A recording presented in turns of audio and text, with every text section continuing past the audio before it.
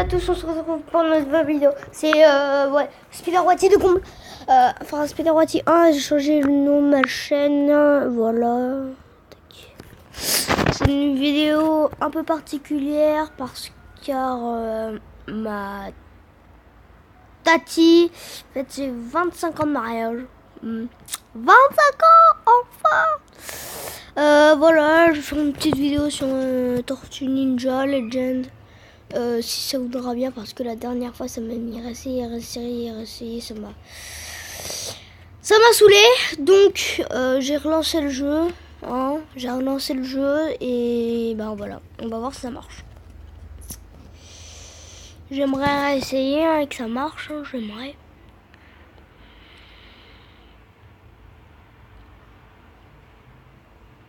Sinon on fera un autre truc. Mais j'ai quand même envie de jouer un peu. Donc, depuis qu'il y a eu cette mise à jour, à moins qu'il faut que je le mette à jour. Non, c'est pas. À moins qu'il faut que je le mette à jour. Je crois pas. Non. Non, bah voilà. Je vais installer un jeu. Je vais installer un jeu. Installer. Play Store. Tac. Quel jeu pourrais-je installer?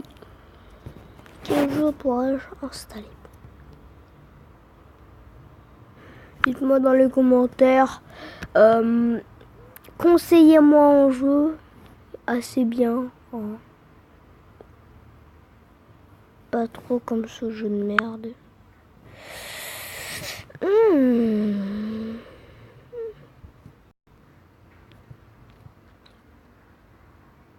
La boîte de Squeezie.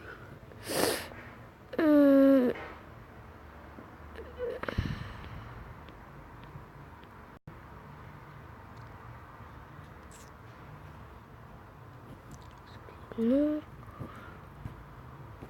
Cyprien.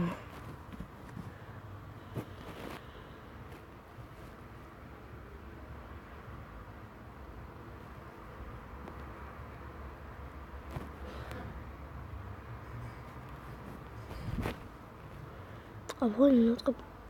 Voilà, ce coup. J'ai mis un.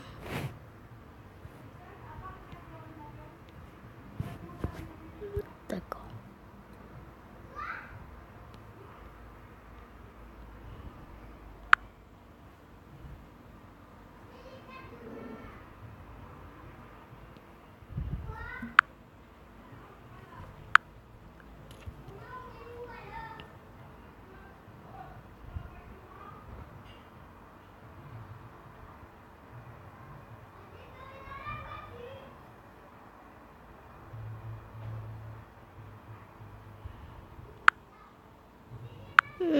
Je prends la cloque.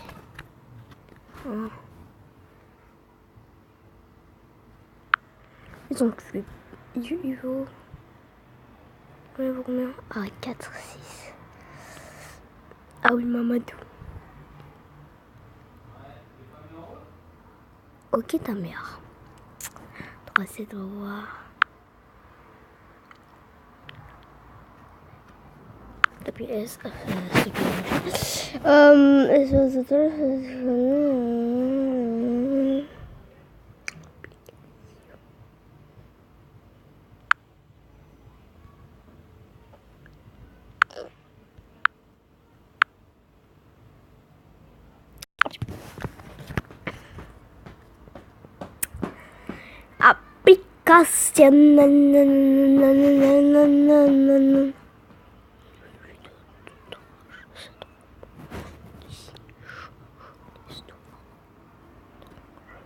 Ok, je le regarde après.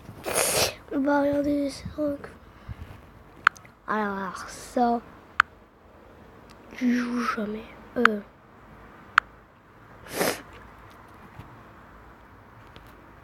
Comment on fait pour le désinstaller?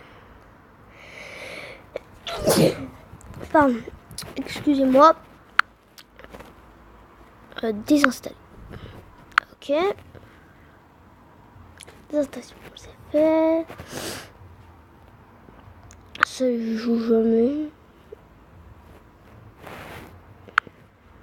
Désinstaller. C'est pas mon téléphone, c'est le téléphone de mon père, hein, pour ceux qui ne savent pas. Bon bah, on peut pas oublier. Enfin, je sais pas quoi trop du cul. Donc j'ai quoi en espace total maintenant? Bah, c'est parfait. On va essayer de l'installer.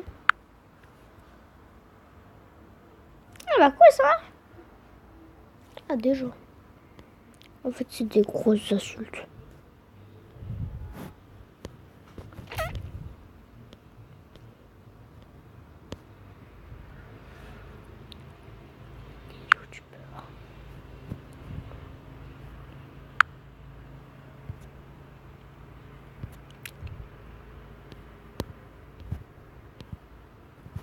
Donc on s'en bat les steaks. Ah bah je vous regardez.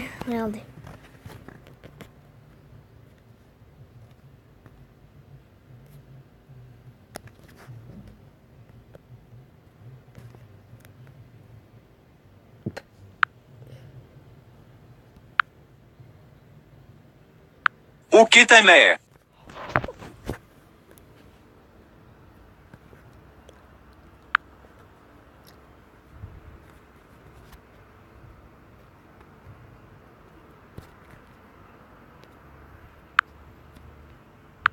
Putain Mamadou, t'es trop con.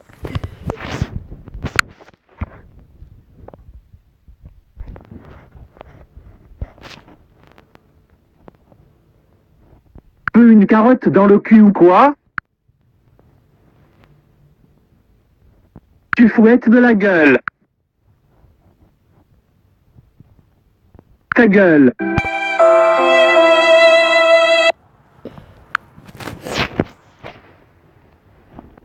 Qu'est-ce qui se passe la famille?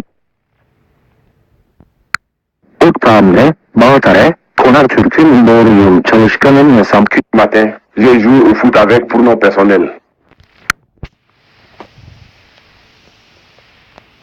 Abracadabra, la vie me va si bien citron, purifié à l'ail, j'ai sauté une bâche lonique, ta mère François Hollande.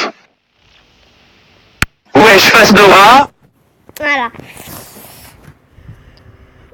Putain Mamadou, t'es trop con.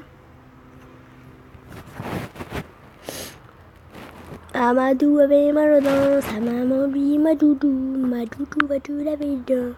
Oh sinon je t'accule. Ma doudou répondit ma maman m'a tué. Donc comme j'avais dit, d'abord je regarde ça.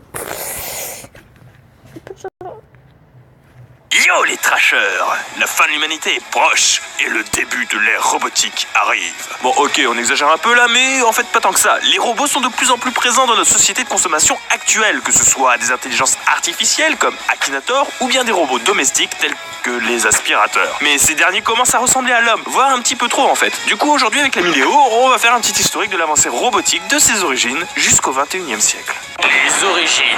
Ça n'en a pas vraiment l'air, mais la robotique n'a pas que quelques siècles. En fait, elle existe depuis 400 avant Jésus-Christ.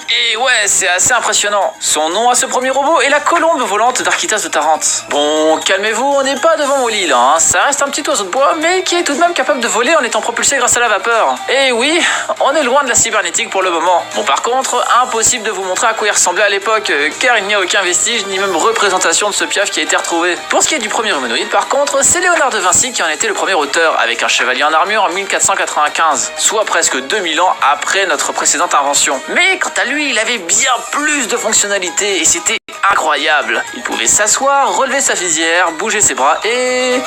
bah c'est tout en fait. Il ne faut pas oublier qu'on est au début ici et que des tâches aussi simples étaient un travail de titan à l'époque, car il fallait au moins y penser car tout était encore à construire. Les animats.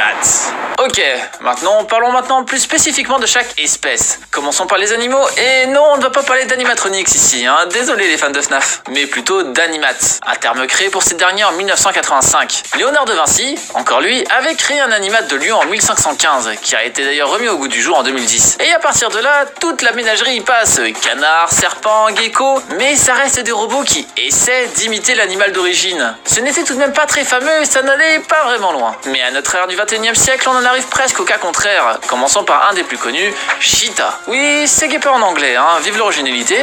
Ce dernier, ayant la même formule lancée que S'amuse, peut atteindre une vitesse de 28,3 km/h. Bon ok, c'est en dessous du guépard avec ses 64 km/h, mais c'est au-dessus du Usain Bolt. Ah, et il peut aussi franchir les obstacles avec sa deuxième version. Si ce truc vous poursuit en somme, vous êtes juste foutu. Passons maintenant à quelque chose de moins rapide, mais bien plus kawaii. Wildcat, toujours proposé par Boston Dynamics, celui-là est à peine moins rapide, 25,75 km/h, mais bien plus agile car cette fois-ci l'animal qui est visé est le chat sauvage. On n'aurait pas deviné, tiens. Du coup, celui-là est extrêmement agile. Bon, pour un robot, hein, et totalement autonome. Il peut reculer, avancer et tourner de manière fluide. Et ces tout petits rebonds le rendent trop mignon. Les nanorobots et les essaims. Restons sur les robots loin de l'homme encore un moment et parlons des nanorobots. Vous savez, ces robots minuscules, d'où le terme nano, qui vont permettre d'être déployés en masse. C'est le cas des robots biologiques qui vont permettre d'être transplantés dans un corps humain, oui, humain, pour détruire les bactéries à l'intérieur. Ces nanorobots fonctionnent donc comme des cellules musculaires et sont donc contrôlés par impulsion électrique pour le moment, car le but final est que ces derniers soient autonomes et agissent eux-mêmes dès qu'ils trouvent une anomalie dans le corps humain. De vrais petits docteurs. On peut aussi parler des swarms qui, comme leur nom l'indique, fonctionnent en masse, mais surtout de manière coordonnée, ce qui donne accès à d'autres secteurs, la surveillance par exemple, couvrir un champ de mine ou créer une redondance comme ici avec les formes qui sont faites à partir de leur corps robotique. Alors ok, les swarms c'est pas forcément des nanorobots et le but à long terme est de contrôler des armées entières coordonnées, mais on n'y est pas encore, hein, heureusement. Les exosquelettes. Partons maintenant sur un terrain sur lequel on n'irait pas forcément en parlant de robotique, les exosquelettes. Ça n'en a pas l'air, mais ça reste des robots accompagnateurs en soi qui n'ont pas pour but de remplacer l'humain, mais de l'aider dans sa tâche. Tout d'abord en voulant l'utiliser dans l'armée avec le Hardyman en 1960 qui permettait de soulever 340 kg par bras. Mais ce dernier restait un échec car le bras lui-même pesait 750 kg. Je vous rassure, toutes les photos prises avec quelqu'un à l'intérieur montrent l'exosquelette éteint, hein. Sinon bonjour les urgences. Heureusement de nos jours, il y en a des fonctionnels pouvant porter de moins lourdes charges certes, mais fonctionnels, c'est déjà ce qu'on lui demande, hein, tel que le power loader et sa charge de 100 kg. Bon du coup, on a pas mal de modèles effectivement qui vont dans le domaine militaire, qui permettent de décupler la force comme les précédents, mais encore la vision, la protection des soldats, tel Talos sorti récemment. Mais il y a un domaine qui est aussi en développement, et ce sont les handicaps, comme la paralysie, la perte de membres tels que les bras, les jambes, ou bien encore d'aide à un des 5 sens perdus. Par exemple, le Phoenix permet à quelqu'un en chaise roulante de marcher. Oui, hein, vous avez bien entendu, pour la modique somme de 40 000 $, bon ok, ça reste cher, vous pouvez donc vous remettre à marcher. Bon, ça reste à 1,8 km/h, hein, mais c'est clairement un début, et voir des vidéos de personnes qui se remettent à marcher grâce à ces jambes donne bon espoir en la technologie et son avancée. Retournons au-dessus de la ceinture et intéressons-nous maintenant aux bras. Des technologies commencent à arriver et là aussi il y a vraiment de quoi faire des exploits hallucinants. Cette fois-ci cet homme a des bras reliés directement à ses nerfs et permet à cette personne n'ayant plus de bras depuis plus de 40 ans suite à un accident électrique de pouvoir les contrôler de manière totalement logique. Le cerveau prend un peu de temps à s'habituer, d'accord, mais petit à petit c'est de plus en plus concluant. Il ne peut néanmoins pas les utiliser dans la vie de tous les jours car ces derniers ne lui sont proposés uniquement avec des professionnels autour, car c'est malheureusement encore trop instable. Les humanoïdes.